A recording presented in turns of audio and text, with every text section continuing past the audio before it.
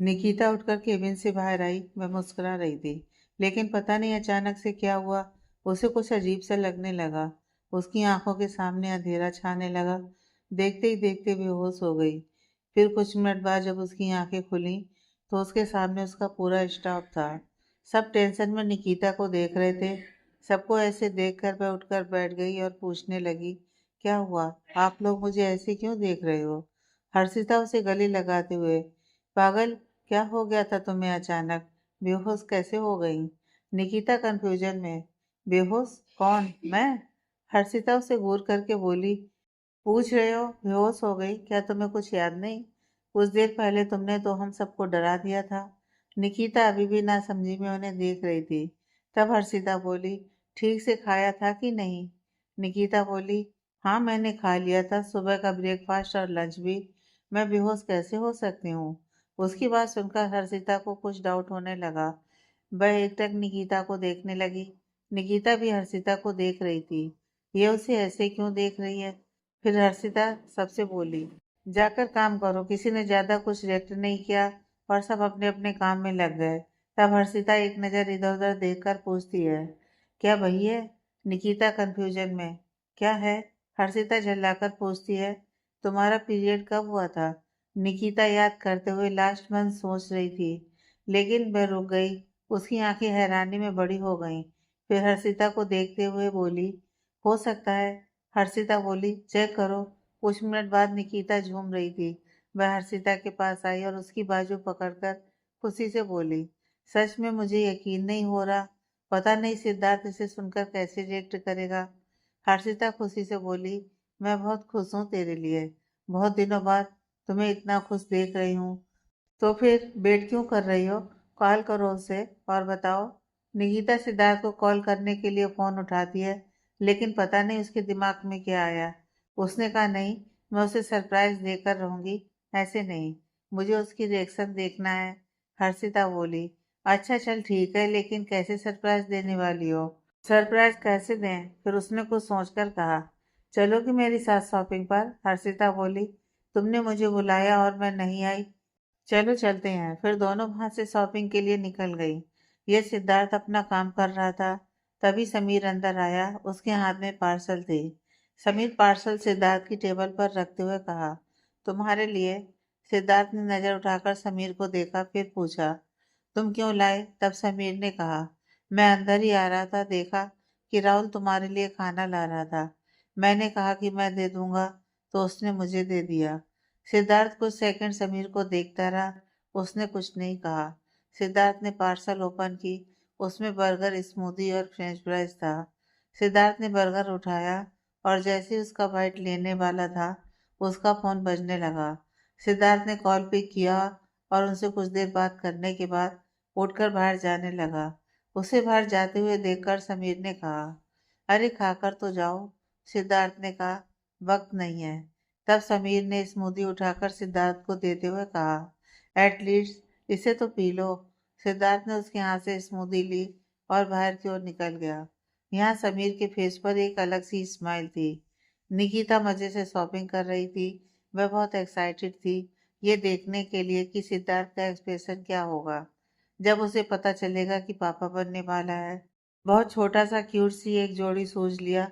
फिर हर्षिता को दिखाते हुए बोली, इसे देखकर वह समझ जाएगा ना?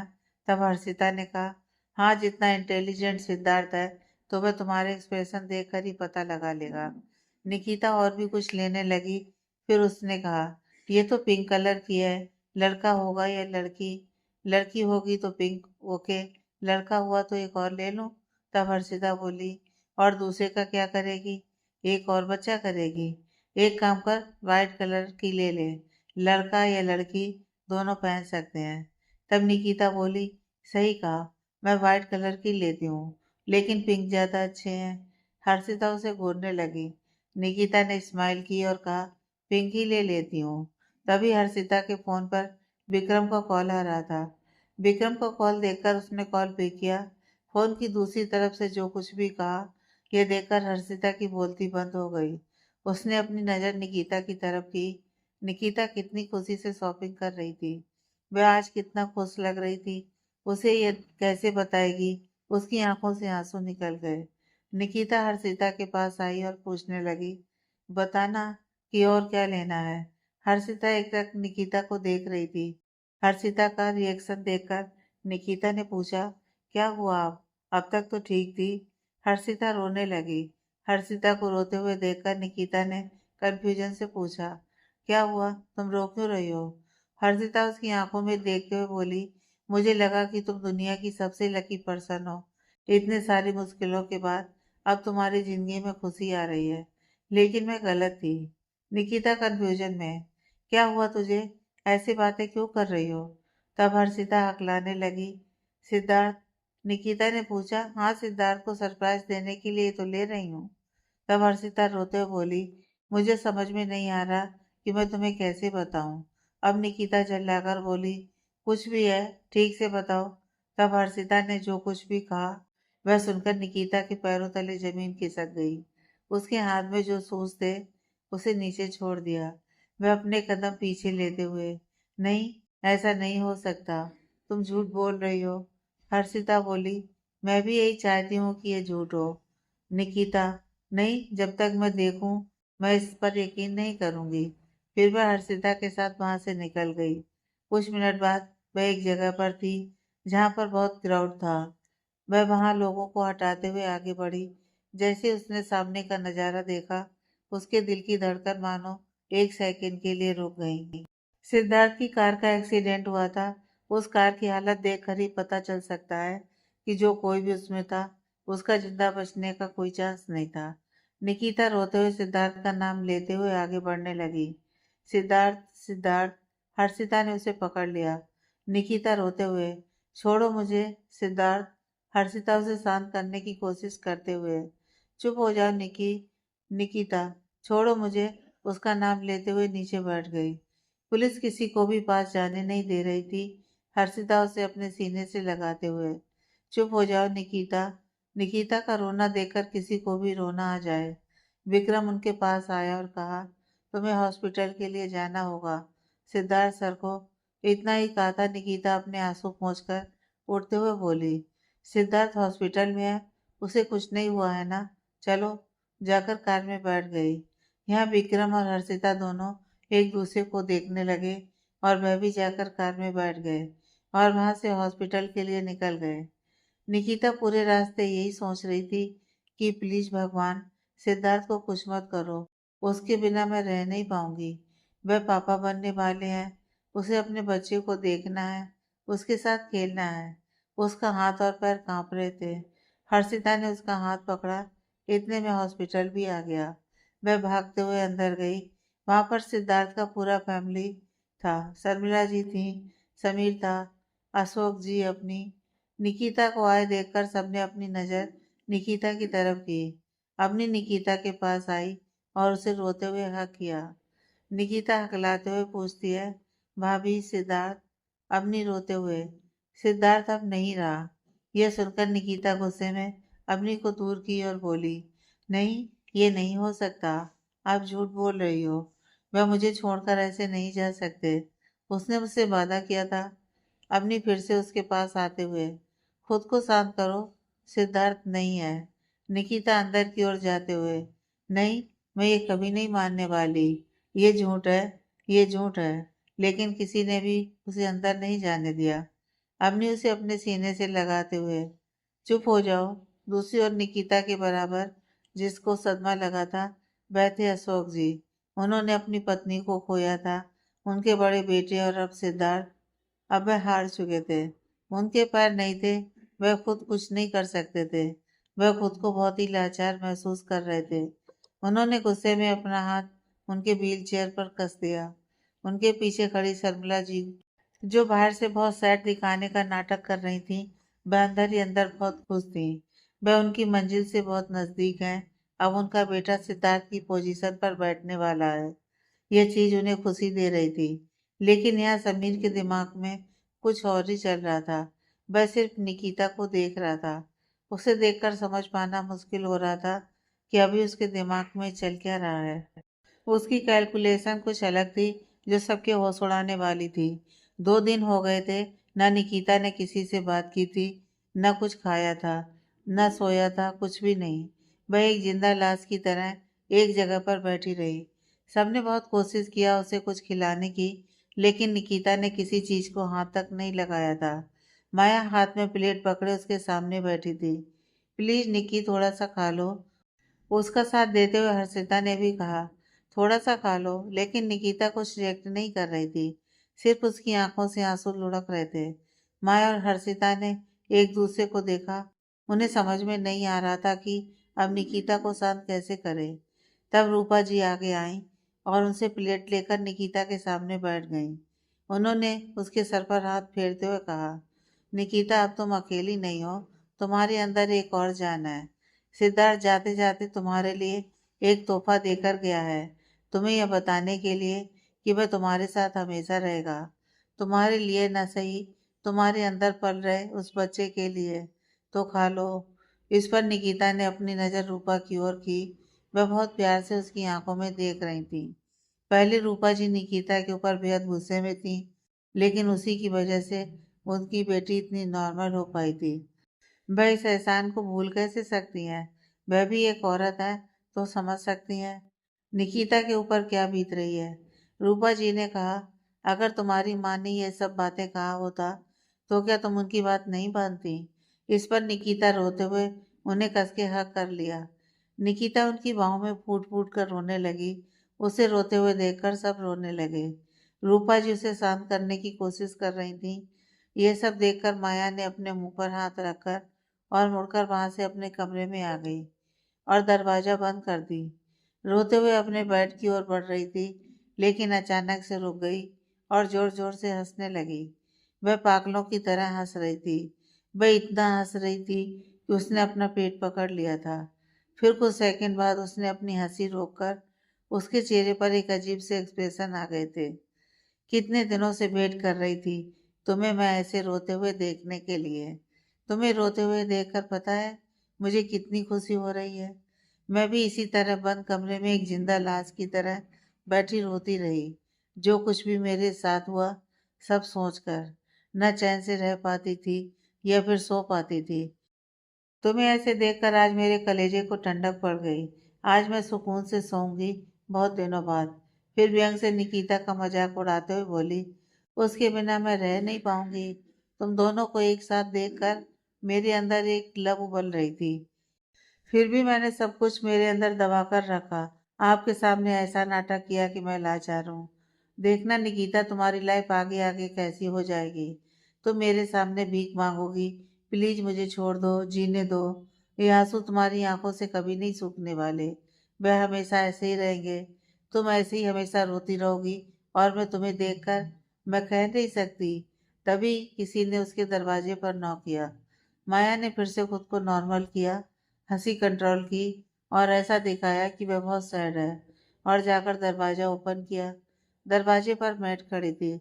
उसने कहा, सवरवाल जी सबको बुला रहे हैं। माया उनके पीछे चली। माया बाहर आई तो देखा रूपा जी और सवरवाल जी के सामने दो शख्स बैठे थे। दोनों अनजान थे।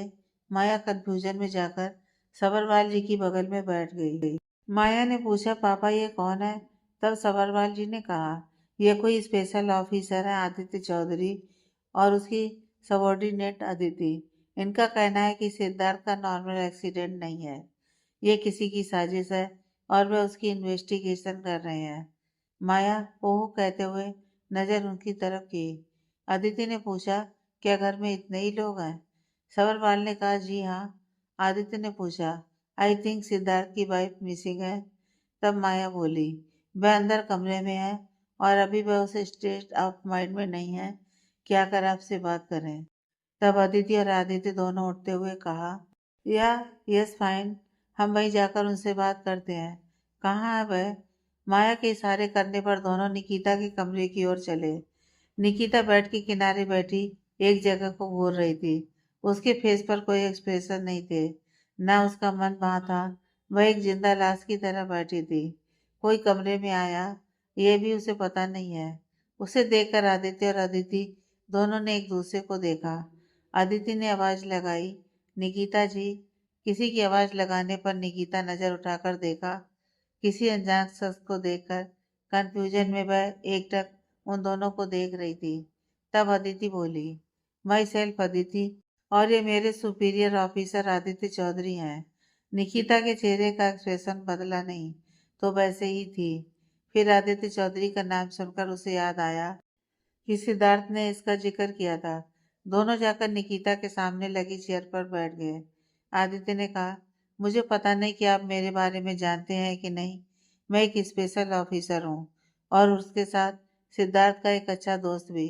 मुझे पता है कि सिद्धार्थ सब भूल चुका है, लेकिन फिर भी कुछ चीज़ें ऐसी होती हैं जो दिमाग से मिट भी जाएं तो दिल से नहीं जाती।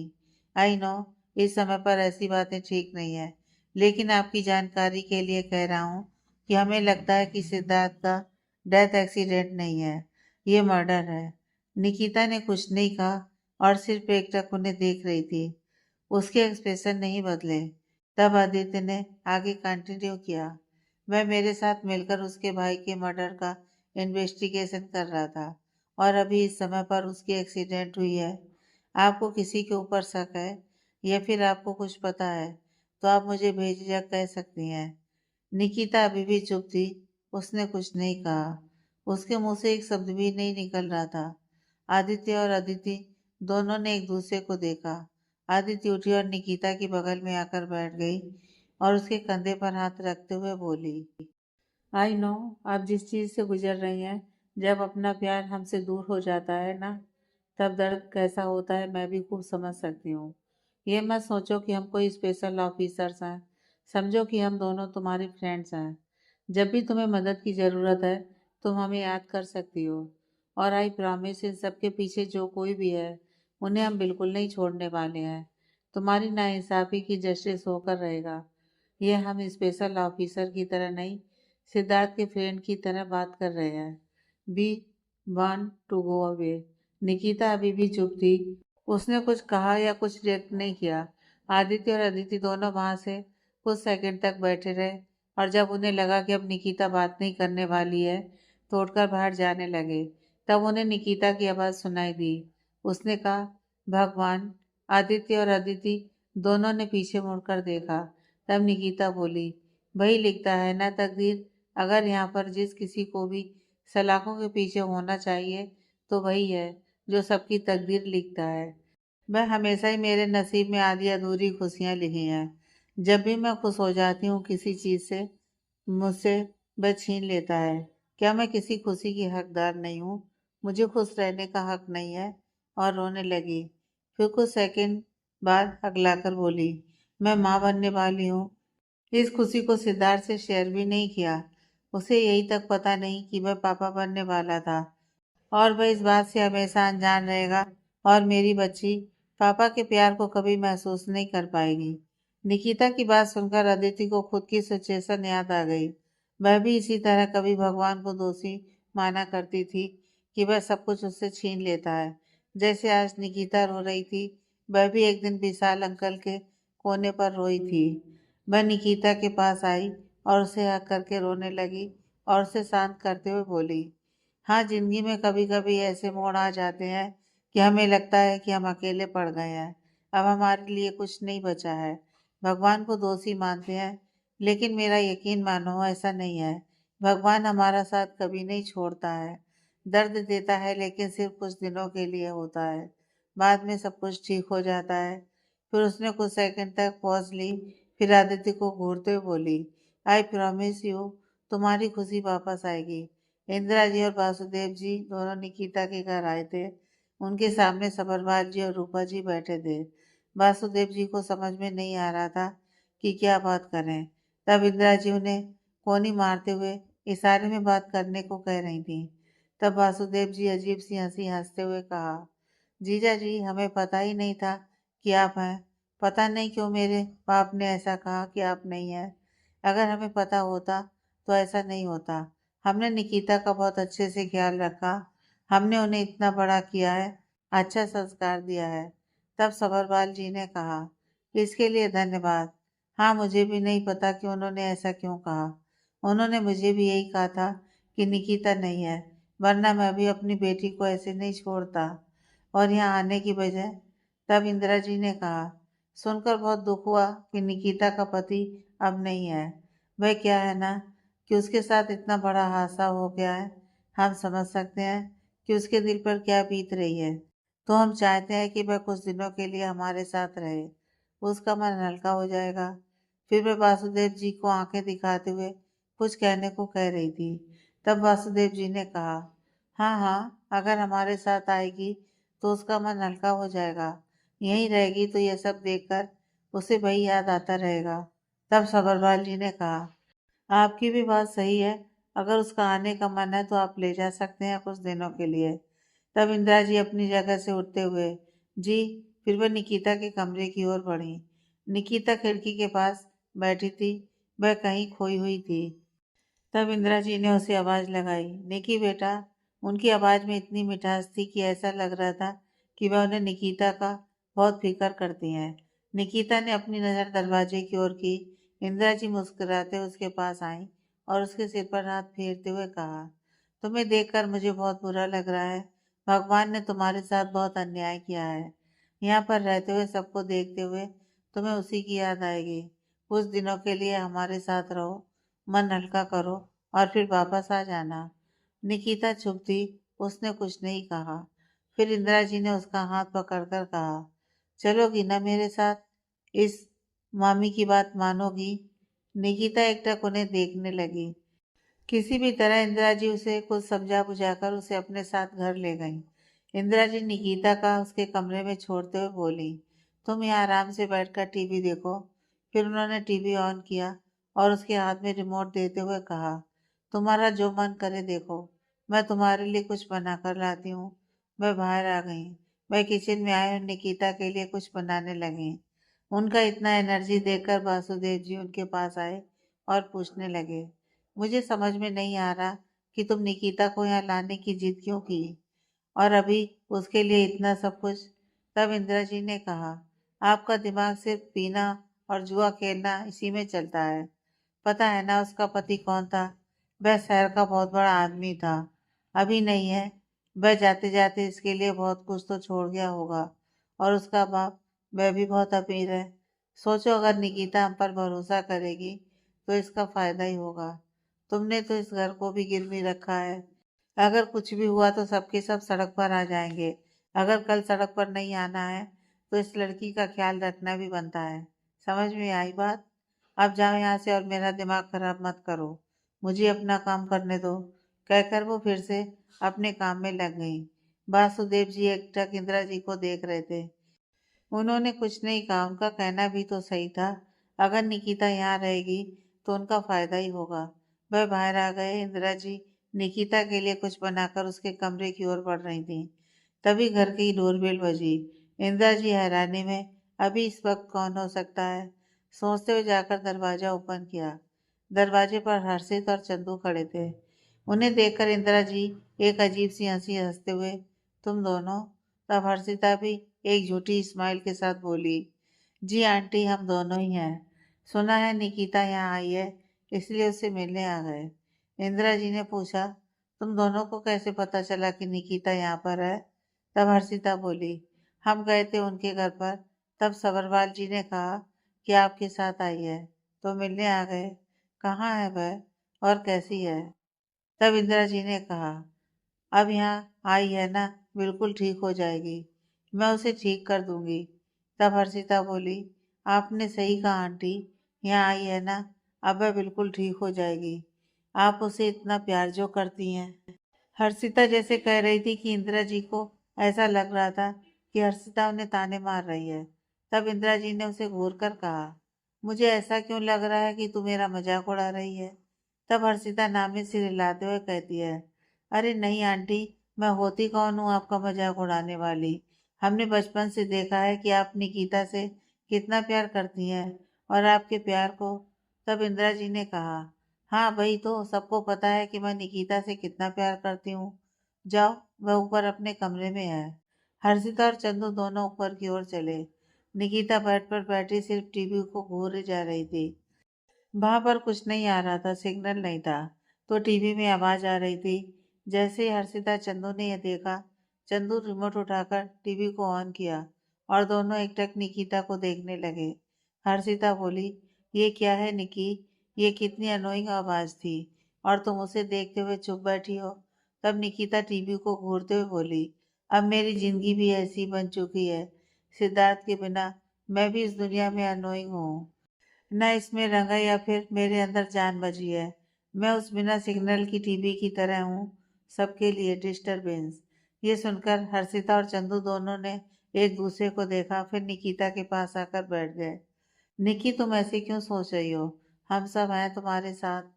तब निकिता बोली, कब तक मेरे साथ रहेंगे? एक दिन आप दोनों को भी जाना है। आप दोनों का भी खुद की लाइफ है। तब हर्षिता और चंदू दोनों उसे साइड हक करते हुए कहा, प्लीज निकी, तुम ऐसी बातें मत करो। हम दोनों बचपन से तुम्हारे साथ थे, साथ हैं, और हमारी जिंदगी के आखिरी दिन तक हम तुम्हारे साथ रहेंगे। हम दोनों तुम्हें छोड़कर कहीं नहीं जाने वाले, और ना ही तुम कभी हमें अनोइंग लगती हो। खबरदार अगर आगे से तुमने ऐसी बात की तो। फिर हर्षिता उससे अलग हुई और बोली, तुम हमेशा इस बात को याद करके ऐसे रो नहीं सकती हो। तुम्हारे अंदर एक और जान है, उसके लिए तुम्हें आगे बढ़ना है। आगे की सोचो, और याद है ना, कल तेरा डॉक्टर के पास अपॉइंटमेंट है। मैं सुबह आकर तुम्हें डॉक्टर के पास ले जाती हूँ। ओके? अब रोना धोना नहीं। तभी कमरे में इंदिरा जी आई।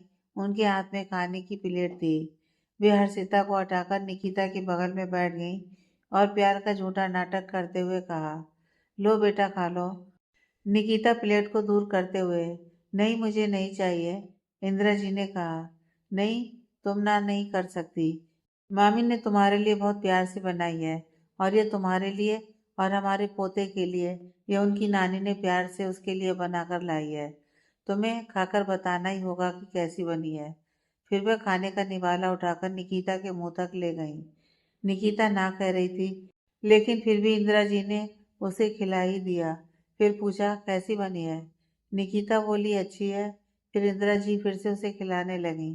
तब निकिता ने उनका हाथ पकड़कर बोली, मैं खुद खा लूंगी। इंदिरा जी उसके हाथ में प्लेट देती है, फिर अपनी जगह से उठते हुए बोली, मुझे नीचे थोड़ा काम है, मैं जाती हूँ, पूरा खा लो। फिर हर्षिता और चंदू को एक नज़र घूरकर कमरे से बाहर आ गई।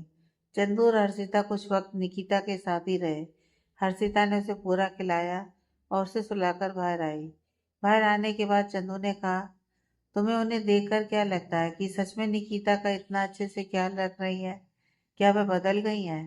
तब हर्षिता बोली, ये बदल जाए, ये तो हो नहीं सकता। ऐसा समझो कि रेगिस्तान में पानी मिलना और इनका बदलना सेम है। फिर वह दोनों अपने घर की ओर निकल गए। आदित्य और अदिति दोनों सिद्धार्थ के घर पर थे। अशोक जी, सरमिला जी दोनों उनके सामने थे। आदित्य ने पूछा, आपके राइवल्स तो बहुत सारे लोग हैं, लेकिन सबसे पहले नाम आता है मिस्टर मित्तल का। लेकिन कुछ दिनों पहले उनका डेथ हो गया, तो ये ब्लेम हम उन पर भी नहीं डाल सकते हैं। क्या आपको किसी के ऊपर शक है? तब अशोक जी ने कहा, यह सच है कि हमारे बहुत सारे राइवल्स हैं, लेकिन इतनी हिम्मत नहीं है किसी में भी कि वह सिद्धार्थ को मार सके। तब आदित्य अपना शक जाहिर करते हुए कहा, आप कह रहे हैं कि बाहर के लोग में इतनी हिम्मत नहीं है कि वह सिद्धार्थ को मार सके? क्या हो सकता है कि आपके परिवार में किसी ने किया हो? इस पर शर्मिला जी की आंखें फैल गईं। तब अशोक जी ने गुस्से में कहा, ये आप क्या कह रहे हैं? परिवार के लोग ऐसा क्यों करेंगे? बात करने से पहले सोच समझ कर बात कीजिए। अशोक जी का साथ देते हुए शर्मिला जी ने भी कहा, हाँ, हम अपने ही घर के मेंबर को क्यों मारेंगे? आदित्य ने पूछा, आप सिद्धार्थ की स्टेप मॉम है ना? शर्मिला जी हाँ कहते हुए, हाँ तो आप कह रहे हैं कि मैंने उसे मारा है? भाई शुड आई डू दैट? तब अशोक जी ने फिर से गुस्से में कहा, मैंने अभी कहा आपसे बात करने से पहले सोच समझ कर बात कीजिए। तब आदित्य ने कहा, यह मेरा काम है सब पर शक करना। इनफैक्ट मुझे आपके ऊपर भी शक है। तभी उन्हें समीर की आवाज़ सुनाई दी। वह गुस्से में सीढ़ियाँ उतरते हुए नीचे आ रहा था। उसने कहा, आप मेरे पापा से ऐसे बात कैसे कर सकते हैं? आपको मेरे पापा माँ के ऊपर शक है? मेरे पापा अपने बेटे को क्यों मारेंगे? इससे उन्हें क्या मिलेगा? तब आदित्य ने समीर की आंखों में देखते हुए कहा, तुम्हें तो मिलेगा। यह सुनकर समीर गुस्से में, आप कहना क्या चाह रहे हैं? अदिति अपनी जगह से उठी और उनके पास आते हुए बोली, देखिए मिस्टर समीर, गुस्सा करने की बात नहीं है। ये हमारा काम है। हम वही कर रहे हैं जो हमारा काम है। शहर का बहुत नामी इंसान की डेथ हुई है। आप लोग खुद कह रहे हैं कि उन्हें मारने की हिम्मत किसी में भी नहीं है। तो हो सकता है घर में ही कोई हो। उनके मारने पर किन किन को फायदा हो सकता है। फिर छोटा सा पॉज लेकर समीर की आंखों में देखते हुए बोली, सबसे ज्यादा आपको। समीर गुस्से में अदिति को घूरने लगा। तब अदिति बोली, हम ऐसी सिचुएशन से रोज गुजरते हैं। जो शख्स रोते हुए स्टेशन पर आएगा कि अपनों की डेथ हो गई है या फिर वह दिखाई नहीं दे रही है, इन्वेस्टिगेशन करने पर पता चलता है कि जो कंप्लेंट देने आए थे वह खुद कल्प्रिट होंगे या फिर उनके आसपास के लोग, ज्यादातर परिवार के लोग। मोटिव इतना होता है, मनी या फिर रिवेंज, इससे ज्यादा कुछ नहीं। तीनों इन दोनों को घूर रहे थे, लेकिन ये इन दोनों पर कुछ फर्क नहीं पड़ रहा था। तब आदित्य अपने सनग्लासेस पहनते हुए कहा, आज के लिए काफी है, अब जा रहे हैं, लेकिन हम फिर से वापस आएंगे। कहकर दोनों बाहर आ गए। आदित्य ड्राइव कर रहा था। आदित्य बाहर देख रही थी। आदित्य ने कहा, दैट वॉज नाइस। आजकल मेरे साथ रहते रहते तुम भी सीख लिया है। आदित्य ने कुछ नहीं कहा। वह चुप थी। आदित्य ने पूछा, तो फिर आगे क्या? इस पर अदिति गुस्से में उसकी तरफ मुड़ी और बोली, तुम अब पूछ रहे हो कि आगे क्या? ये सब करने से पहले सोचा नहीं? इस पर आदित्य कंफ्यूजन में, क्या? मैंने क्या किया? तब अदिति बोली, मैं सब जानती हूँ। तुम लोग क्या कर रहे हो। तुम्हें एक हफ्ते का टाइम देती हूँ। अगर ये सब ठीक नहीं हुआ ना, तुम्हारा शकल मत दिखाना। ये सुनकर आदित्य ने कहा, तुम ऐसे कैसे कह सकती हो? जो कुछ भी हम कर रहे हैं इसमें उसी की भलाई है। आगे सब कुछ ठीक हो जाएगा। आदित्य गुस्से में उसके ऊपर बिफरते हुए बोली, भलाई? किस चीज की भलाई? इस समय पर किसी को रुलाना, पता है वह कितना बड़ा पाप है। तब आदित्य उसका हाथ पकड़ते हुए, गुस्सा मत करो, सब कुछ ठीक हो जाएगा। पहले मेरी बात ठीक से समझने की कोशिश करो। अदिति गुस्से में उसका हाथ झटकते हुए, मुझे कुछ नहीं समझना है। ये चाहे तुम्हारे नजरिए से सही है, लेकिन ये गलत है। आदित्य उसे समझाने की कोशिश कर रहा था, लेकिन अदिति ने अपने कान बंद कर दिए। कहा कि उसे कुछ नहीं सुनना है और उसका शकल भी नहीं देखना है। आदित्य और अदिति के जाने के बाद शर्मिला जी अशोक जी के पास आईं और कहने लगी, मुझे समझ में नहीं आ रहा मैं क्या कहूँ। अशोक, इस इंस्पेक्टर को ऐसे क्यों लगता है कि हम में से किसी ने सिद्धार्थ को कुछ किया होगा। सिद्धार्थ की पोजीशन के लिए ऐसा किया है, तो मैं चाहती हूँ कि नहीं, वह पोजीशन समीर को ना दो। तुम हैंडल कर लो। तब अशोक जी ने कहा, क्या कह रही हो शर्मिला? हमारे बाद हमारे बच्चे ही तो संभालेंगे, और अभी इस घर में कोई बचा है तो वह समीर है। वही अभी इस खानदान की उम्मीद है। अब चाहे कुछ भी कोई कुछ कहे, समीर सिद्धार्थ का प्लेस रिप्लेस करेगा, ये फाइनल है। ये तो हम जानते हैं कि सरला जी की अभी इनर फीलिंग कैसी है। सिर्फ उनके सामने नाटक कर रही थी। तभी कमरे में समीर आया और कहा, पापा चले, सब इंतजार कर रहे हैं। अशोक जी, सरला जी और समीर तीनों वहां से ओबराय कॉरपोरेशन में आते हैं। आज यहाँ पर बोर्ड मीटिंग थी, सारे शेयर होल्डर के साथ। सब एक दूसरे को देख रहे थे। तभी जिनका शेयर थोड़ा सबसे ज्यादा था, मिस्टर शुक्ला जी ने कहा, सिद्धार्थ की डेथ की बात अनएक्सपेक्टेड है, बट दैट्स ट्रू, एक्सेप्ट करना ही होगा। यह हमारे लिए बहुत बड़ा लॉस है।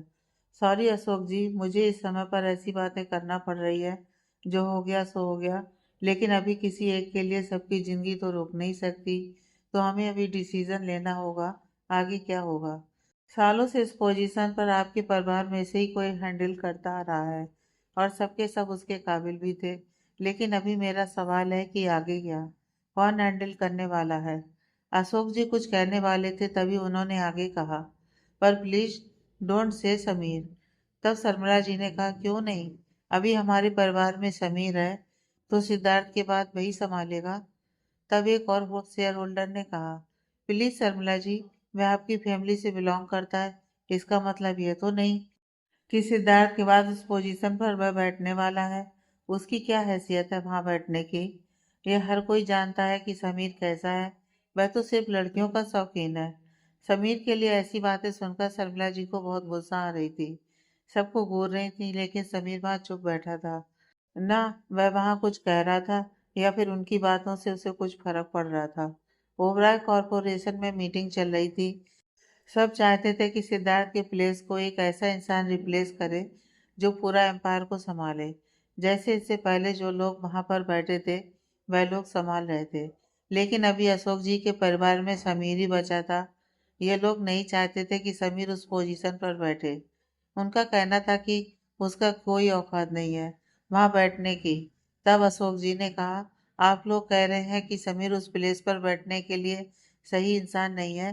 क्या मैं पूछ सकता हूँ कि आपकी नज़रों में ऐसा कोई है जो सिद्धार्थ के प्लेस को रिप्लेस कर सकता है?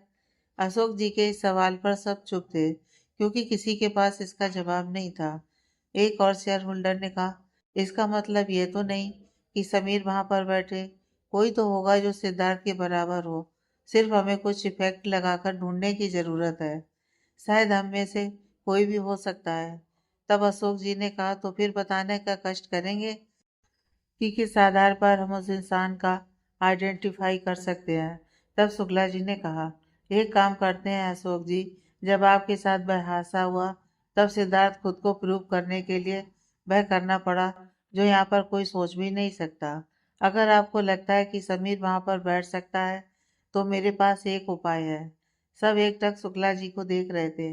तब शुक्ला जी ने कहा, अभी सिद्धार्थ की डेथ के बाद बाहर कितना कुछ बदल गया है।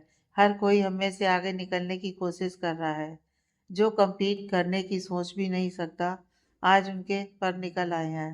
अगर समीर ने शेयर वैल्यू स्टेबल कर दिया जो सिद्धार्थ की डेट से पहले था, अगर वैसा हो गया या फिर उससे भी बेटर हो गया तो हमें कोई प्रॉब्लम नहीं है। कोई बात नहीं करेगा, आराम से उस प्लेस पर बैठ सकता है। सबने अपनी नज़र समीर पर की। समीर भी सबको देख रहा था। फिर शुक्ला जी ने कहा, ओके मिस्टर समीर, आपके पास एक हफ्ते का टाइम है। जो भी करें सोच समझ कर करो। फिर अशोक जी को देखते हुए अपनी जगह से उठे और कहा, ओके अशोक जी, हम मीटिंग खत्म करते हैं। एक हफ्ते के बाद फिर से मिलेंगे। फिर सब वहां से चले गए और सबके जाने के बाद अशोक जी ने समीर को देखा। समीर भी उन्हें देख रहा था। तब अशोक जी ने कहा, उन्होंने तुम्हें एक हफ्ते का टाइम दिया है, लेकिन मैं तुम्हें सिर्फ 2 दिन का वक्त देता हूँ। समझो बाहर क्या हो रहा है और तुम्हारे हिसाब से उसका हल निकाल कर मुझे बताओ। फिर मैं कहता हूँ कि तुम्हारा सॉल्यूशन कितना काम करेगा, कितना नहीं। फिर उन्होंने अपनी नज़र सरमला जी की ओर की। सरमला जी समीर को देखते हुए अशोक जी के पीछे आई और उनका व्हीलचेयर पुश करते हुए बाहर चली गईं। समीर उन्हें बाहर जाते हुए देख रहा था। उसके फेस पर कोई एक्सप्रेशन नहीं था। ऐसा लग रहा था कि उसे कुछ फर्क ही नहीं पड़ रहा इन सब से। अगले दिन हर्षित और चंदू दोनों निकिता को अस्पताल ले गए। निकिता का चेकअप हो रहा था। उसके बाद उसकी स्कैनिंग थी। तो वह स्कैनिंग रूम के बाहर बैठे थे। तभी उसे अमन दिखाई दिया। अमन भी उसी अस्पताल में डॉक्टर था।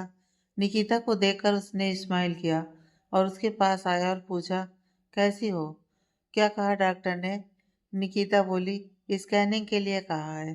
फिर अमन ने कहा, स्कैनिंग के बाद मिलना, ऐसे मत चले जाना, या फिर छोड़ो मैं ही आ जाता हूँ तुम्हारे स्कैन के बाद। इतने में निकिता को स्कैनिंग रूम में बुलाते हैं। निकिता लेटी हुई थी। डॉक्टर ने उसके पेट पर जेल लगाया और स्कैन करने लगे। स्कैन करते हुए डॉक्टर ने कहा, बहुत अच्छी ग्रोथ है, कोई प्रॉब्लम नहीं है। फिर निकिता को मॉनिटरिंग में बेबी दिखाती है। निकिता को स्कैनिंग में कुछ समझ में नहीं आ रही थी। वो कंफ्यूजन में मॉनिटर को देख रही थी। तब डॉक्टर ने कहा, अभी सिर्फ 7 वीक हैं तो तुम्हें कुछ समझ में नहीं आएगा, लेकिन तुम उसे सुन सकती हो। फिर उन्होंने एक बटन प्रेस करने पर बच्चे की हार्ट बीट सुनाई दी। डॉक्टर ने कहा, यह आपकी बेबी की हार्ट बीट है। तब निकिता का एक्सप्रेशन बिल्कुल बदल गया। वह हैरान थी, खुश थी। उसके साथ आंखों में आंसू निकले। निकिता एक्सप्लेन नहीं कर सकती थी कि अभी उसकी इनर फीलिंग क्या थी। वह मुस्कुरा रही थी, साथ में रो भी रही थी। कुछ मिनट में निकिता बाहर आई। अमन अभी भी वहीं खड़ा था और हर्षित और चंदू भी थे। निकिता को बाहर आए देखकर हर्षिता ने पूछा, क्या हुआ? क्या कहा डॉक्टर ने? निकिता खुशी से बोली, मैंने सुना। हर्षिता कंफ्यूजन में, क्या? निकिता हर्षिता की तरफ मुड़ी और बोली, मैंने सुना उसकी दिल की धड़कन। तब मुझे लग रहा था कि मैं जिंदा ही क्यों हूँ, लेकिन अब मेरी जीने की वजह मिली है बेबी, मेरा और सिद्धार्थ का। मैं बहुत खुश हूँ। सिद्धार्थ कहीं नहीं गया है, वह मेरे साथ ही है। रोते हुए हर्षिता के गले मिली। हर्षिता को समझ में नहीं आया कि उसे क्या कहना है और वह चंदू को देख रही थी। फिर निकिता हर्षिता से अलग हुई और अमन से बोली, अमन भाई, मुझे मेरी जीने की वजह मिल गई। अब से मैं सैड नहीं रहूंगी, मैं जीऊंगी खुशी खुशी से। तब अमन ने हाँ में सिर हिला दिया। फिर निकिता हर्षिता और चंदू के साथ वहां से चली गई। उनके जाने के बाद अमन अंदर डॉक्टर के पास आया और पूछा, मुझे अभी जो पेशेंट अंदर आई थी निकिता, उसकी रिपोर्ट चाहिए। वह डॉक्टर ने कहा, रिपोर्ट उन्हें दे दिया। तब अमन ने कहा, आपके पास कॉपी होगी ना, तो वह मुझे मेल कर दीजिए। स्कैनिंग डॉक्टर ने जी कहा और कुछ ही सेकंड में रिपोर्ट अमन को मेल कर दिया। अमन ने उस मेल को किसी और को फॉरवर्ड की। कुछ सेकंड में मेल सीन भी हो गया और तुरंत अमन को कॉल भी आने लगी।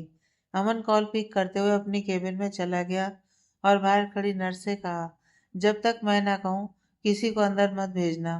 फिर वह फोन में बात करते हुए बैठ गया। निकिता जब घर आई, उसे देखकर इंदिरा जी हैरान थी। कल तक तो यह लड़की कितनी मायूस लग रही थी, आज अचानक से क्या हो गया, इतनी खुश लग रही है। जो भी हो, उन्हें क्या, अगर वह खुश रहे या फिर रोए, उन्हें तो सिर्फ पैसों से मतलब है। फिर वह झूठी स्माइल के साथ निकिता के पास आई और पूछने लगी, निकी बेटा, तुम्हें कुछ खाने का मन कर रहा है? निकिता खुशी से बोली, मुझे सबसे पहले कुछ मीठा खाने का मन कर रहा है। इंदिरा जी, ठीक है बेटा, अभी लाती हूँ। फिर कमरे से बाहर आ गई।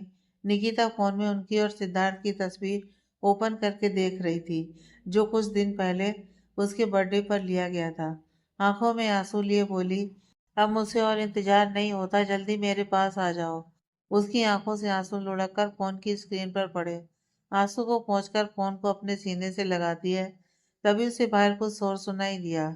बाहर का शोर सुनकर निकिता उठकर बाहर आई तो देखा कुछ लोग घर में आकर तमाशा कर रहे थे। इंदिरा जी रिक्वेस्ट कर रही थी, ऐसा मत करो, मेरी बात समझने की कोशिश करो। लड़का अभी भी पढ़ रहा है, हम कोशिश कर रहे हैं आपके पैसे लौटाने की। जैसे उसे एक अच्छी नौकरी मिल जाएगी, आपका पूरा पैसा भी मिल जाएगा। तब उनके सामने खड़ा वह शख्स ने कहा, अच्छा, तुम्हारा बेटा अभी भी पढ़ रहा है? उसे नौकरी मिलकर मेरे पैसे लौटाने तक मुझे शांत रहना है और आपसे भीख मांगनी है कि अरे प्लीज पैसा लौटा दो।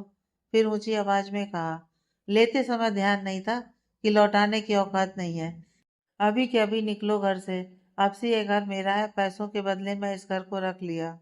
तब इंदिरा जी उनके सामने अपने हाथ जोड़ते हुए, अरे भाई साहब, ऐसा मत कीजिए। अगर आप हमें घर से बाहर निकाल देंगे तो हम कहाँ जाएंगे? वह शख्स ने कहा, कहीं पर भी जाओ, मुझे क्या। अगर कहीं जगह नहीं मिली तो जाकर ट्रेन के सामने खड़ी हो जाओ। मेरे जैसे कितनों के पैसे लिए होंगे, उन सबका पीछा छूट जाएगा और घर ढूंढने की जरूरत भी नहीं पड़ेगी।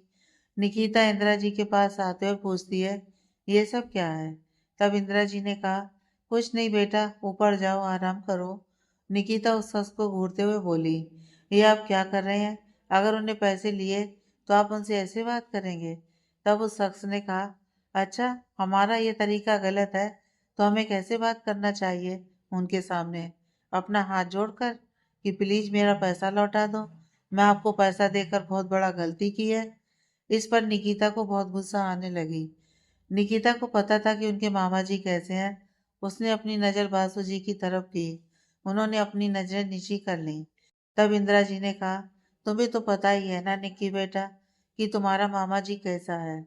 उन्होंने यहाँ हर किसी से पैसा लिया है और अब देखो ये कह रहे हैं कि हमें इस घर को छोड़ना तक पड़ रहा है। हम इस उम्र में अभी इस घर को छोड़कर कहाँ जाएंगे? तुम समझाओ, उनके पैसे लौटाने के लिए कुछ टाइम दे। यह सुनकर निकिता के कुछ कहने से पहले और शख्स ने कहा, कोई टाइम नहीं मिलेगा, जितना टाइम मैंने आपको दे दिया वही ज्यादा है। निकलो अभी के अभी घर से। इंदिरा जी के हाथ पकड़कर बाहर की ओर खींचने लगे। ये सब देखकर निकिता गुस्से में बोली, आपको पैसा चाहिए ना, मैं दूंगी, उनका हाथ छोड़ो। यह सुनकर उस शख्स ने इंदिरा जी का हाथ छोड़ दिया और अपनी नजर निकिता की तरफ की। सच में, क्या तुम दे सकती हो इतना पैसा? निकिता बोली, हाँ, आपको जितना चाहिए मैं पूरा पैसा दूंगी। फिर उसने अपनी नजर इंदिरा जी की तरफ की और कहा, जितने भी लोगों से मामा जी ने पैसा लिया है सबको बुलाओ। मैं सबको उनके पैसे दे दूंगी। फिर ऊपर अपने कमरे में गई और राहुल को कॉल किया। राहुल को कॉल करके उसने उसे कुछ समझाया। ये नीचे इंदिरा जी के फेस पर एक तिरछी स्माइल थी। वह यही चाहती थी कि निकिता उनकी मदद करे और ये भी चाहती थी कि निकिता इस घर से उन्हें उसके घर ले जाए। लेकिन कोई बात नहीं, धीरे धीरे वह भी हो जाएगा। उनके घर नहीं तो एक नया घर, कब तक वह पुराने घर में रहेंगी। कुछ ही मिनट में वहां पर कुछ लोग आए जिनसे उन्होंने पैसा लिया था। राहुल भी आ गया, निकिता भी नीचे आई और वासुदेव जी और इंदिरा जी को घूरते हुए बोली, मैं इन सबको उनके पैसे लौटा दूंगी, लेकिन एक कंडीशन पर। वासुदेव जी और इंदिरा जी दोनों एक दूसरे को देखे। वहां पर मनोज भी आया। अचानक मनोज को आए देखकर दोनों कंफ्यूज थे। तब निकिता बोली, अब से ये घर मनोज के नाम पर होगा। आपको इस घर पर कोई राइट नहीं होगी और दोबारा से आप इस घर को गिरवी नहीं रख सकते। ये सुनकर वासुदेव जी पहले ना कह रहे थे कि नहीं, लेकिन इंदिरा जी ने कहा, वह हमारा बेटा है, आखिर घर उसके नाम होगा तो क्या हो जाएगा। फिर इंदिरा जी ने अपनी नजर निकिता की तरफ की और कहा, निकी बेटा जैसे तुम कहो। फिर निकिता ने राहुल से पूछा, जो मैंने कहा तुमने किया? डॉक्यूमेंट रेडी है? राहुल एक डॉक्यूमेंट निकिता को देता है। निकिता ने इंदिरा जी और वासुदेव जी और मनोज तीनों को उसमें साइन करने को कहा। तीनों उस पेपर पर साइन करते हैं। फिर निकिता ने सबको उनके पैसे वापस कर दिए। उनके पैसे लेकर सब वहां से निकल गए। लेकिन अभी वहां जो झगड़ा कर रहा था उसने कहा, आपने तो इस बार पैसा दे दिया, लेकिन अगली बार का क्या? ये तो किसी से पैसे उधार लेने से पीछे नहीं हटने वाला। ये फिर से रिपीट होगा। तब निकिता उस शख्स को घूर कर बोली, उसकी चिंता आप मत कीजिए, आपका पैसा मिल गया ना, तो आप जा सकते हैं। वह शख्स वासुदेव जी को घूरते हुए वहां से निकल गया। उनके जाने के बाद राहुल फिर आगे आया और निकिता के हाथ में एक लिफाफा दिया। निकिता उस लेटर को वासुदेव जी के हाथ में देते हुए कहा, कल से आप काम पर जाएंगे। वासुदेव जी हैरानी में, मैं? तब निकिता उन्हें घूर कर, आप ही जाएंगे जब तक मनोज का स्टडी कंप्लीट नहीं हो जाता और उसे अच्छी नौकरी नहीं मिल जाती। इस घर की जिम्मेदारी आपकी है। जहाँ पर आप पहले काम करते थे, मैंने वहीं पर दोबारा आपके लिए काम की अपॉइंट लिया है। कल से ही जा रहे हैं और आप इन पैसों से अपना जीवन बिताएंगे, किसी और से पैसे नहीं लेंगे। अगर मुझे पता चला कि आप फिर से बाहर के लोगों से पैसे ले रहे हैं, तो वह लोग नहीं, मैं आप दोनों को इस घर से धक्का देकर बाहर निकाल दूंगी। फिर उसने इंदिरा जी की तरफ अपनी नजर की और कहा, घर खर्च के लिए मैं आपको कुछ हद तक पैसा दूंगी। निकिता ये सब जैसे कह रही थी कि इंदिरा जी और वासुदेव जी को उसकी कंडीशन को मानने के सिवा और कोई ऑप्शन नहीं था। इंदिरा जी ने क्या सोचा था और ये सब क्या हो रहा है। वह झूठी स्माइल के साथ किचन की ओर बढ़ी। वासुदेव जी अपने कमरे की ओर चले गए। उनके जाने के बाद राहुल ने कहा, ओके, मैं अब निकलता हूँ। निकिता ने हाँ कहा तो राहुल वहां से निकल गया। अब वहां पर मनोज और निकिता दोनों ही थे। मनोज ने हैरानी में पूछा, ये सब क्या था? सच में तुम ही हो? जैसे तुम बात कर रही थी और अभी सिचुएशन को डील किया, मुझे ऐसा लगा कि वह तुम नहीं थी। लगता है जीजू के साथ रहकर तुम भी बिजनेस करना सीख चुकी हो। फिर वो अचानक से रुक गया। निकिता के एक्सप्रेशन भी बदल गए। तब मनोज, सॉरी, मुझे माफ कर दो। निकिता ने कुछ नहीं कहा, वह मुड़ी और अपने कमरे की ओर बढ़ गई। मनोज खुद पर गुस्सा करते हुए, ओह शिट, मैंने क्या कर दिया? फिर वह निकिता के पीछे चला गया। निकी, निकी सॉरी। निकिता अपने कमरे में आ गई। मनोज, सॉरी, गलती से। निकिता उसे रोकते हुए, इट्स ओके। मनोज फिर से कहने लगा, सॉरी, मैंने तुम्हें याद दिला दी। तब निकिता बोली, भूली कहाँ हूँ कि तुम मुझे याद दिला दो। वह हमेशा मेरी यादों में है, चाह कर भी मैं उसे भूल नहीं सकती। मनोज ने कहा, हाँ, तुमने सही कहा। जैसे हम प्यार करते हैं उन्हें चाह कर भी भूल नहीं सकते। फिर वह निकिता के पास आया और उसका हाथ पकड़ते हुए कहा, सॉरी, उस वक्त मैं तुम्हारे साथ नहीं था। निकिता ने कुछ नहीं कहा। तब मनोज ने कहा, चले बाहर चलते हैं, तुझे भी अच्छा लगेगा। निकिता बोली, नहीं, मन नहीं है। मनोज उसका हाथ पकड़कर बाहर ले जाते हुए कहा, कुछ नहीं है सुनना मुझे, चलो। और उसे बाहर ले गया। मनोज निकिता का मन डिबेट करने के लिए उसे बाहर घुमाने ले गया। दोनों वॉक कर रहे थे। तब मनोज ने कहा, याद है जब भी पापा मुझे मारते या घर में झगड़ा होता, तब तुम भी मुझे ऐसे ही बाहर ले जाती। निकिता ने मुस्कुराकर, याद है मुझे। फिर मनोज ने कहा, और फिर तुम मेरा मूड ठीक करने के लिए कुछ खिलाती थी। निकिता फिर से मुस्कुराकर, हाँ। तब मनोज ने कहा, आज मैं तुम्हें खिलाता हूँ। निकिता हैरानी से अपनी नज़र उसकी तरफ की। मनोज ने कहा, क्यों, सिर्फ तुम ही मुझे खिला सकती हो? अब मैं भी बड़ा हो गया हूँ, मैं भी तुम्हें खिला सकता हूँ, वह भी खुद के पैसों से। निकिता मुस्कुराकर हाँ में सिर हिलाती है। तब मनोज ने पूछा, क्या चाहिए तुम्हें? निकिता बोली, कुछ भी। मनोज ने कहा, नहीं, तुम बोलो तुम्हें क्या चाहिए। मुझे पता है कि इस वक्त क्रेविंग होती है, तो बताओ कि तुम्हें क्या खाने का मन कर रहा है, गोलगप्पा, आइसक्रीम या कुछ और। तब निकिता बोली, सिचुएशन चाहे जो भी हो, सीजन भी अलग हो, कुछ भी हो, लेकिन लड़कियां गोलगप्पे या आइसक्रीम दोनों को कभी ना नहीं कहती। इस पर मनोज ने मुस्कुराकर कहा, ओके, तो पहले गोलगप्पा खाते हैं, फिर बाद में आइसक्रीम खाने चलते हैं। फिर दोनों गोलगप्पे की स्टॉल पर आए। मनोज ने कहा, क्यों ना compete करें? निकिता हाँ में सिर हिलाते हुए, हाँ, देखते हैं। फिर मनोज ने स्टॉल वाले लड़के से कहा, दोनों के लिए ना ज़्यादा तीखा या ज़्यादा मीठा भी नहीं, नॉर्मल वाला। फिर दोनों ने खाना शुरू किया। पहले निकिता बहुत मज़े से खा रही थी, फिर कुछ मिनट बाद अपना पेट पकड़ते हुए, बस मुझसे और नहीं होगा। यह देखकर मनोज उसे चिढ़ाते हुए कहा, इससे पहले तुम बहुत खाती थी, मुझसे जीत जाती थी, आज क्या हो गया? तब निकिता बोली, तब तू छोटा था, मैं जीत जाती थी, लेकिन अब देखो कैसे ठूस रहा है। इस पर मनोज हंसने लगा। फिर दोनों वहां से आइसक्रीम स्टॉल पर आ गए। मनोज ने पूछा, कौन सा आइसक्रीम चाहिए? निकिता बोली, अभी मेरा मन चॉकलेट आइसक्रीम खाने का है, डार्क चॉकलेट ज़्यादा। मनोज, चल ठीक है, ला देता हूँ। फिर वह काउंटर की ओर बढ़ गया। निकिता वहां बैठी अपनी नज़र घुमा रही थी। उसके सामने टेबल पर हस्बैंड वाइफ और उनका छोटा सा बेबी बैठा था। वह कैसे दोनों को खाने ही नहीं दे रहा था। जैसे उसके पापा आइसक्रीम खाते, वह बच्चा उनका हाथ पकड़ लेती। जब बच्चे को खिलाने लगे, तब भी उनका हाथ पकड़ ले रही थी। वह खुद खाने की कोशिश कर रही थी, तो दोनों पेरेंट्स ने हाथ बांधकर बैठ गए। वे भी टेबल पर बैठे आइसक्रीम को खा रही थी। उसने अपना मुंह फिरा सब कुछ खराब कर लिया था, लेकिन उस बच्ची को कुछ फर्क नहीं पड़ रहा था। वह मजे से एंजॉय कर रही थी। उसे देखकर निकिता के फेस पर स्माइल आ गई। अपने पेट पर हाथ रख सोचने लगी, एक दिन जब उसका बेबी बाहर आएगी, यह भी ऐसे ही करेगी। उसके साथ वह सिद्धार्थ को मिस भी करने लगी। तभी उसके सामने कोई आकर बैठ गया। निकिता को लगा कि मनोज है। उसने नजर उठाकर देखा तो यह संजय था। संजय को देखकर निकिता गुस्से में घूरने लगी। संजय ने पूछा, कैसी हो, याद नहीं आई मेरी?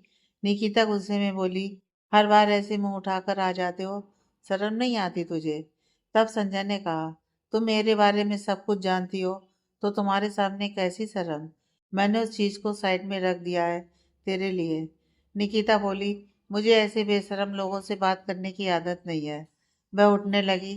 तब संजय ने उसका हाथ पकड़कर फिर से बिठाया और कहा, मेरी बात सुनकर जा। सुना कि तेरे हस्बैंड डॉक्टर हो गया है, अब तो मुझसे शादी करेगी? यह सुनकर निकिता घिन भरी नजरों से संजय को देखने लगी। कैसा इंसान है तू? पता नहीं भगवान ने ऐसे इंसान को बनाया ही क्यों है। संजय ने कहा, किसी और का तो पता नहीं, लेकिन भगवान ने मुझे तेरे लिए ही बनाया है। अगर उस दिन तुमने मुझसे शादी की होती ना, यह सब तुम्हारे साथ नहीं होता। यह सुनकर निकिता बोली, यह तुमने सही नहीं कहा। जो कुछ भी हो रहा है तुम्हारी वजह से तो हो रहा है। न तुम मुझसे शादी करने की सोचते और ना ही मैं जाकर सिद्धार्थ से मुझसे शादी करने की पूछती। इन सब की वजह तुम हो, सिर्फ तुम। संजय ने कहा, हाँ, मेरी गलती थी, इसलिए मैं इसे सुधारना चाहता हूँ। जो हम दोनों के बीच में आया था वह बीच से चला गया। अब मैं भी डाइवोर्स हूँ, तेरा पति भी नहीं है, मुझसे शादी कर लो। निकिता गुस्से में वहां से जाने लगी। संजय उसका हाथ पकड़ते हुए, प्लीज मेरी बात सुनो, हम दोनों एक दूसरे के लिए बने हैं। निकिता गुस्से में उसका हाथ झटक कर कुछ कहती, तभी उन्हें किसी की आवाज सुनाई दी। दोनों ने अपनी नजर आवाज की तरफ की। वह आदित्य था। आदित्य अपने सनग्लासेस निकालते हुए पूछा, निकिता जी, कुछ प्रॉब्लम तो नहीं है? उसे देखकर संजय, अब ये कौन है, क्या ये तुम्हारा नया बॉयफ्रेंड है? तब आदित्य ने हाँ कहा, ये सुनकर निकिता की आंखें हैरानी में बड़ी हो गईं। ये क्या कह रहा है? अभी ये कमी थी उसकी लाइफ में, और ये भी।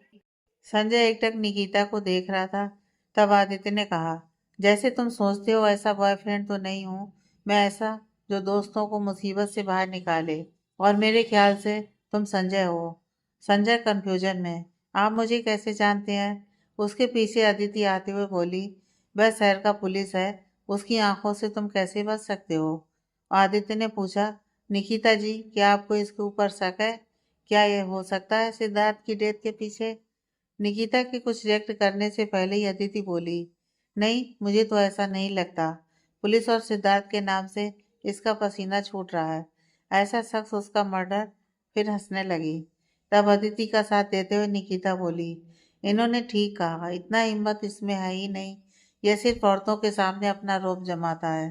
तब आदित्य ने कहा, तुम दोनों गलत भी हो सकते हो। इसका पसीना इसलिए छूटा होगा कि यह कहीं पकड़ ना जाए।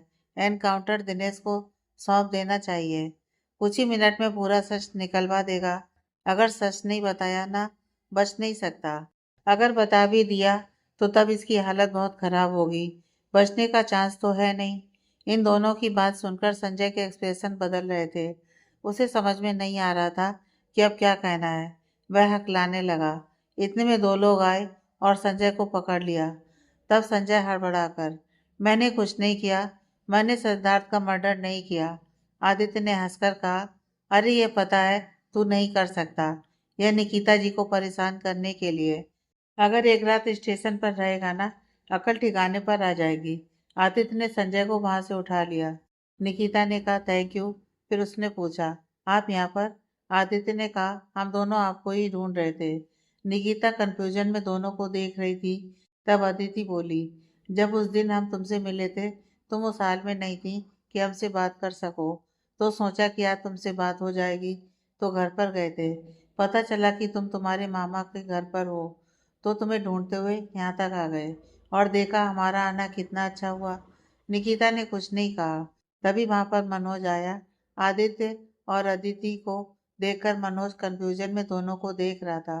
तब निकिता बोली, ये आदित्य है, पुलिस ऑफिसर, और ये उनका सबॉर्डिनेट है।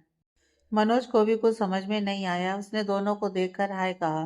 मनोज के हाथ में आइसक्रीम देखकर अदिति बोली, मेरे लिए है? मनोज एक अजीब सी स्माइल देते हुए, हाँ क्यों नहीं, ले लीजिए। तो उसने निकिता को देखा। निकिता उसे देखकर मुस्कुरा रही थी। वह फिर से चला गया और उसके लिए आइसक्रीम ऑर्डर करने लगा। अदिति को आइसक्रीम खाते हुए देखकर आदित्य ने कहा, मेरे ख्याल से हम दोनों यहाँ पर केस के बारे में बात करने के लिए आए हैं। अदिति बोली, वह तुम कर लेना, तेरा काम है। निकिता हैरानी में अदिति को देख रही थी। निकिता ने पूछा, वह आपका सुपीरियर ऑफिसर है ना, आप उसके साथ ऐसी बात कैसे कर सकते हो? इस पर अदिति हंसने लगी। निकिता को कुछ समझ में नहीं आया। उसने अपनी नजर आदित्य की तरफ की। आदित्य अपना हाथ बंद कर बैठे उसे घूर रहा था। तब अदिति बोली, हो सकता है सुपीरियर ऑफिसर, लेकिन उसके लिए मैं सुपीरियर ऑफिसर हूँ। निकिता को अभी भी कुछ समझ में नहीं आ रहा था। वह एकटक दोनों को देख रही थी। तब अदिति बोली, वक्त आने पर पता चल जाएगा, अभी फिलहाल के लिए तुम आइसक्रीम खा लो। फिर उसने मनोज की तरफ इशारा कर दिया। मनोज निकिता के सामने आइसक्रीम रख दिया। दोनों आइसक्रीम एंजॉय कर रहे थे। निकिता ने पूछा, आपके आने की वजह? आदित्य ने कहा, आई थिंक मुझसे भी ज्यादा तुम उसे जानती हो, सिद्धार्थ के बारे में। तुम्हें पता होगा, वह आजकल उसके भाई की डेथ के बारे में पता कर रहा था। अचानक उसके साथ यह हादसा हो गया। क्या तुम्हें किसी के ऊपर शक है? तुम कुछ जानती हो? आदित्य के सवाल पर निकिता बता देना चाहती थी कि शर्मिला जी के ऊपर उसे शक है, और समीर के बारे में बताना चाहती थी। लेकिन उसने सोचा कि नहीं, जो कुछ भी हो वह उसकी फैमिली है। वैसे ही किसी को यह बात बता नहीं सकती थी। वह परिवार बाहर समाज में एक अलग ही लेवल पर है, और ये सब पब्लिक करके उसे खराब नहीं करना चाहती थी। फिर उसने कहा, नहीं, मुझे किसी के ऊपर शक नहीं है। लेकिन जैसे निकिता कह रही थी, उसके एक्सप्रेशन देखकर आदित्य को डाउट हो रहा था कि नहीं, निकिता कुछ तो जानती है, लेकिन मैं बताना नहीं चाहती। तब आदित्य ने कहा, इट्स ओके निकिता जी, अगर आप बताना नहीं चाहती हैं तो, लेकिन ये बात तो याद रख लीजिए कि सच जितना भी छुपाया जाए, एक दिन बाहर आ ही जाएगा। फिर उसने अपनी नज़र अदिति की तरफ की। अदिति का आइसक्रीम खत्म हो गया था। वह अपनी जगह से उठते हुए बोली, चलो। फिर वह दोनों वहां से निकल गए। मनोज ने पूछा, ये सब क्या है? क्या सच में तुम कुछ नहीं जानती हो? निकिता ने कुछ नहीं कहा। वह कुछ सोच रही थी। तब मनोज ने कहा, तुम्हें पता है, कल मेरा लास्ट एग्जाम है। उसके बाद मैं हॉस्टल नहीं जाने वाला और हमेशा तुम्हारे साथ रहूंगा। तुम्हारे साथ तुम्हारी एजेंसी भी आऊंगा। इस पर निकिता अपनी आंखें छोटी करके उसे घूरने लगी। मनोज ने कहा, ऐसे क्यों देख रही हो? तब निकिता बोली, मेरे साथ रहने के लिए आ रहे हो या फिर माया के साथ? इस पर मनोज ने कहा, समझो कि दोनों के साथ। मुझे उससे भी ज्यादा तेरी फिक्र है। निकिता हाँ में सिर हिलाते हुए, हाँ ये तो है। मनोज, अरे सच में? निकिता सिर्फ मुस्कुराने लगी। फिर कुछ मिनट बाद दोनों घर वापस आ गए। दूसरी ओर शर्मिला जी समीर के कमरे में आई। समीर लैपटॉप में कुछ कर रहा था। तब शर्मिला जी ने पूछा, तुमने कुछ सोचा? समीर ने कुछ नहीं कहा।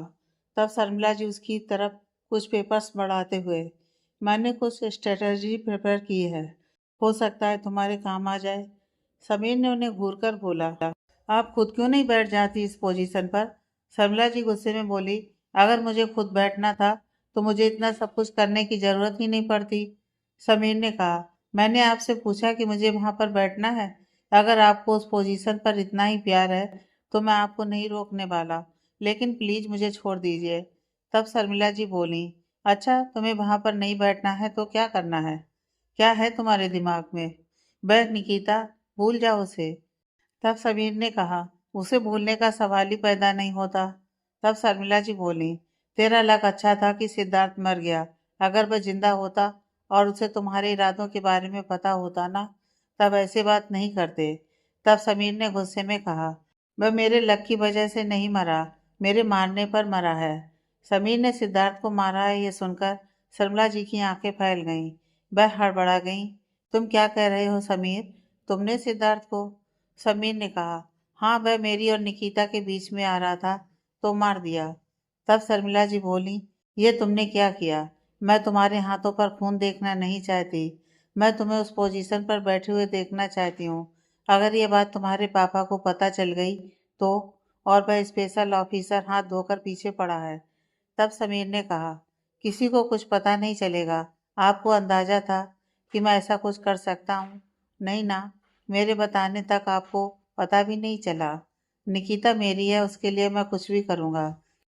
मेरे और उसके बीच में कोई आया तो मैं उन्हें छोड़ूंगा नहीं, चाहे वह आप ही क्यों ना हो। मुझे बर्दाश्त नहीं होता। फिर उनकी आंखों में घूरते हुए कहा, उसे शक हो गया था मिस्टर मित्तल की डेथ के बारे में। शर्मिला जी एकटक समीर को देख रही थी। उनके मुंह से शब्द ही नहीं निकल रहा था, यह पहली बार ताकि उनका शब्द उनके मुंह में रह गया। मित्तल की डेथ के पीछे भी समीर का हाथ है। ऐसा लग रहा था कि उनके बेटे की बातें सुनकर वह अभी इसी वक्त हार्ट अटैक से मर जाएंगी। निकिता सो रही थी, तभी उसे एक ऐसा एहसास हुआ जो वह कह नहीं सकती। उसे सुकून सा मिल रहा था। जब वह सिद्धार्थ के साथ होती थी तब उसे यही एहसास होता था। सिद्धार्थ को याद करते ही अपनी आंखें खोल देती है और उठकर कमरे की लाइट ऑन करती है। वहां पर कोई नहीं था। अभी कुछ देर पहले क्या था जो उसे महसूस हुआ? उसने फिर से लाइट ऑफ की और आकर बेड पर लेट गई। उसी के बारे में सोच रही थी। वह क्या एहसास था? उसने फिर से अपनी आंखें बंद की। कुछ देर बाद उसे वही एहसास हुआ, लेकिन इस बार वह आंखें खोलकर नहीं देखी। उसे डर था कि कहीं वह एहसास फिर से गायब ना हो जाए। उस एहसास को महसूस करते हुए सुकून से सो गई। Next part.